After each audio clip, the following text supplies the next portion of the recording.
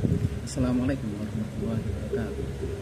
Perkenalkan, saya Ishak Al-Mustafa dari kelas C9 BAR akan sedikit memaparkan tentang evaluasi pembelajaran bahasa Arab memenuhi BPS mata kuliah tersebut.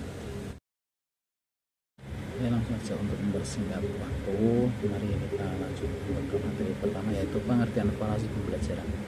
Pengertian evaluasi pembelajaran adalah tahapan atau proses yang dilakukan untuk mendapatkan data dan informasi yang diperlukan dalam menentukan sejauh mana dan bagaimana pembelajaran yang telah berjalan tersebut, apakah efektif atau tidak, dan kita bisa memberikan penilaian kepada siswa yang kita ajar. Evaluasi pembelajaran seringkali juga dikaitkan dengan tes atau ujian. Namun evaluasi memiliki cakupan yang lebih luas daripada tes itu sendiri, karena tes itu sendiri adalah bagian kecil dari evaluasi pembelajaran. Ada pun juga pendekatan tes bahasa seperti tes tradisional, pendekatan tes tradisional, diskret, integratif, pragmatik, dan kompleks.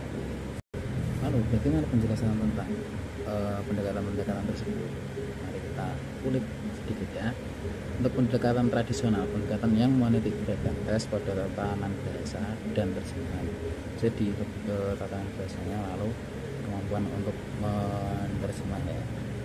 Lalu ada juga pendekatan diskret.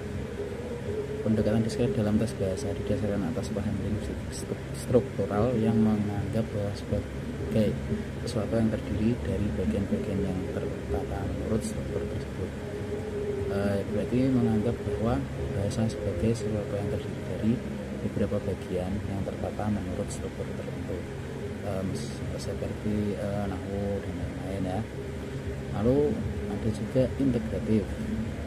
Ini sama halnya juga berdasarkan pada paham linguistik struktural dengan rincian bahasa ke dalam kemampuan atau komponen bahasa dan unsur-unsurnya yang dapat dipisah. Lalu pendekatan pragmatik, pendekatan yang mementingkan pada pemahaman membuat kalimat bahasa Arab yang sesuai dengan kaidah nahwu shorof. Jadi pendekatan ini ya, tes ini menitik beratkan pada penguasaan nahwu shorof ya, juga penggunaannya dalam membuat kalimat yang baik dan benar. Yang terakhir ada komunikatif. Pendekatan ini menitik beratkan pada praktek langsung atau penggunaan bahasa Arab secara langsung ya, untuk berkomunikasi dengan sama siswa. Lalu berikutnya ada penjelasan tentang jenis-jenis tes. Jenis-jenis tes ini ada dua ya, yang biasanya dipakai, yaitu tes subjektif dan objektif.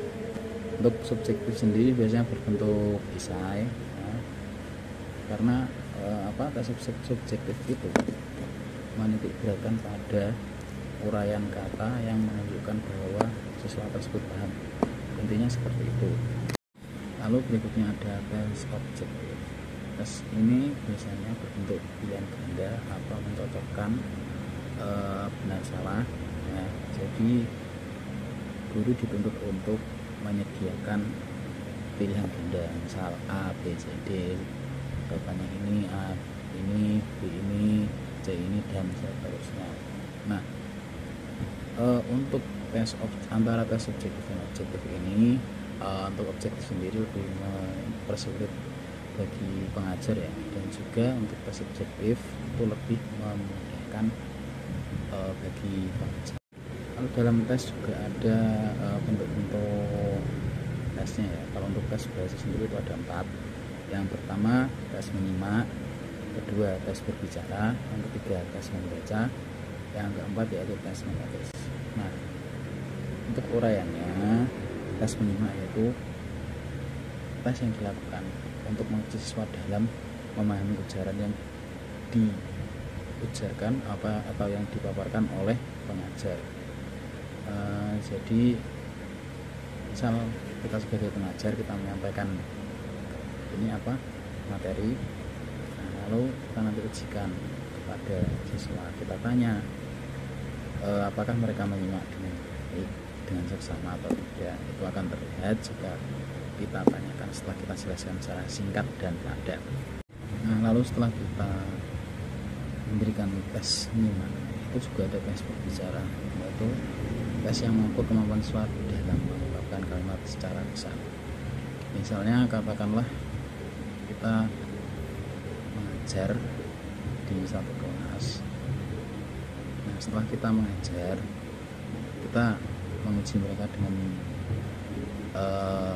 menyuruh mereka untuk berbicara menggunakan bahasa Arab sesuai dengan tema hari itu dan sesuai apa yang dipikirkannya.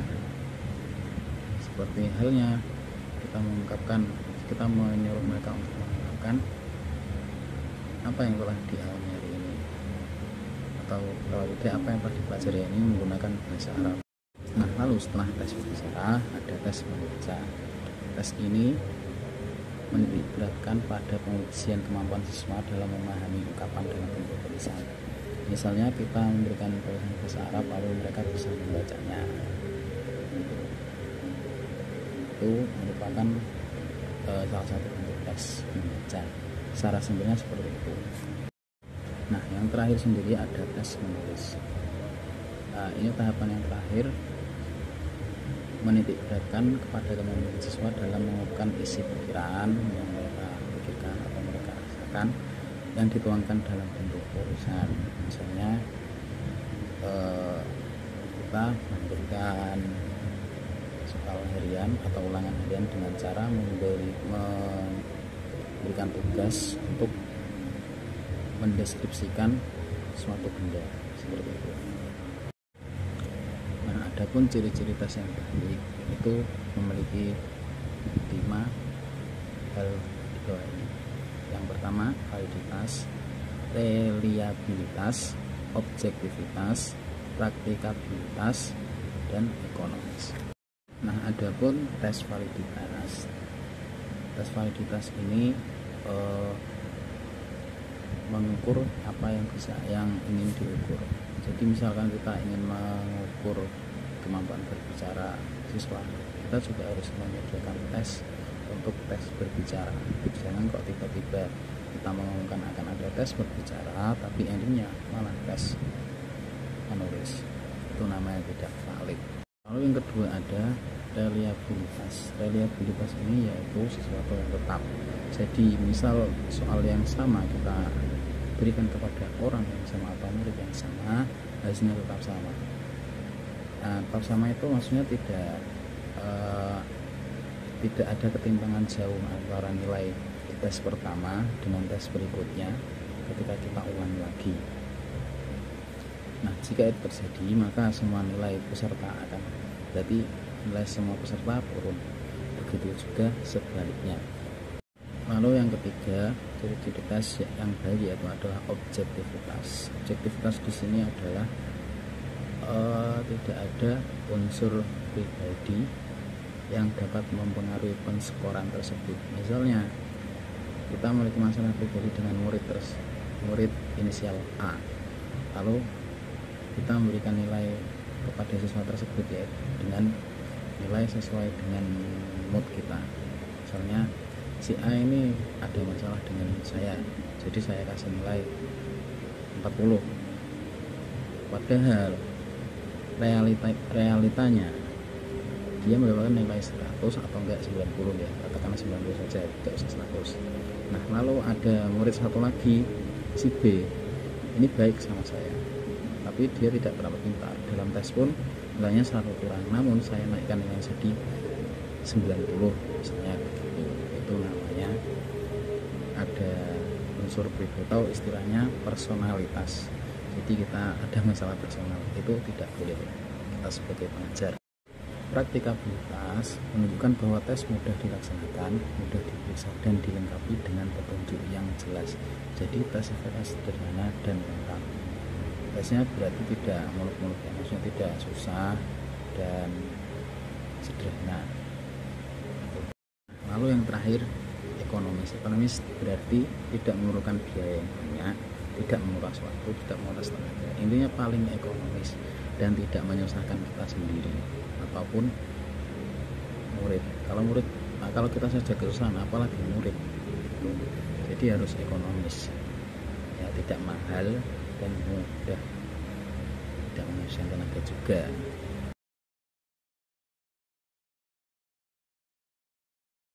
Nah, itu tadi sedikit yang saya paparkan tentang evaluasi pembelajaran bahasa Arab. Kurang lebihnya saya mohon maaf jika ada perkataan yang kurang baik dari saya mohon maaf yang sebesar-besarnya. Wassalamualaikum warahmatullahi wabarakatuh.